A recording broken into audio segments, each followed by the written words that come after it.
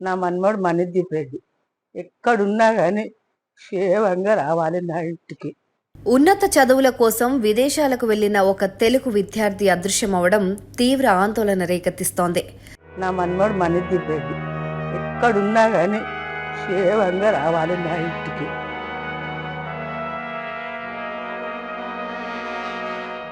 హైదరాబాద్కు చెందిన మణిదీప్ రెడ్డి అనే యువకుడు ఫిన్లాండ్లో చదువుకుంటున్నాడు. అయితే దాదాపు నెల రోజులుగా మణిదీప్ కనిపించడం లేదు.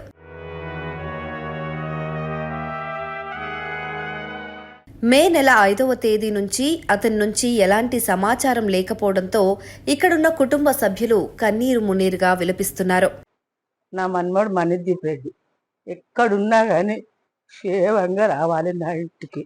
నా వాళ్ళు మేము అదే కోరుకుంటున్నాం.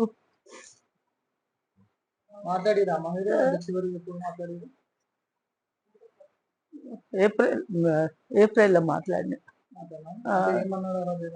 ఏమంది మంచిగా ఉన్నావా బిడ్డ అంటే మంచిగా ఉన్నా. వాట్సాప్ కాల్ చేసిండు.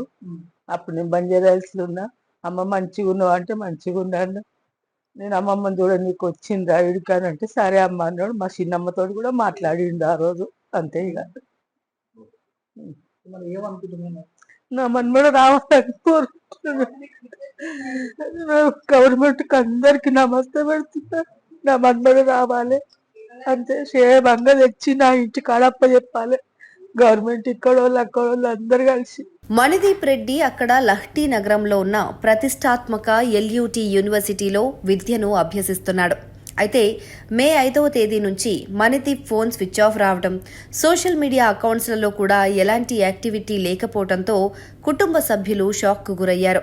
నా మన్మడు మణిదీప్ రెడ్డి ఎక్కడున్నా కానీ క్షేమంగా రావాలి నా ఇంటికి.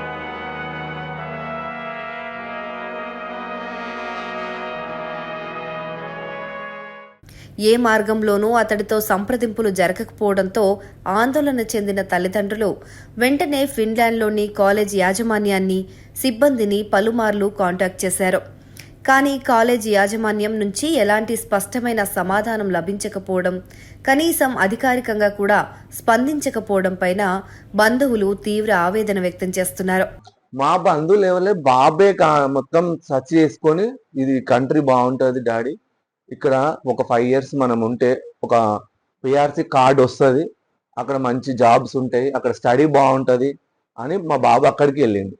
నెల రోజులు గడుస్తున్నా కొడుకు ఆచూకీ లేకపోవడంతో కన్నవారు తల్లడిల్లిపోతున్నారు. ఇప్పటికే తమకు తెలిసిన అన్ని మార్గాల్లో ప్రయత్నాలు చేసిన కుటుంబ సభ్యులు ఇప్పుడు భారత విదేశాంగ శాఖతో పాటు ఫిన్లాండ్లోని భారత ఎంబసీ వెంటనే జోక్యం చేసుకోవాలని, తమ కుమారుడి ఆచూకీ కనుగొని ప్రాణాలతో తమకు అప్పగించాలని చేతులు జోడించి వేడుకుంటున్నారు.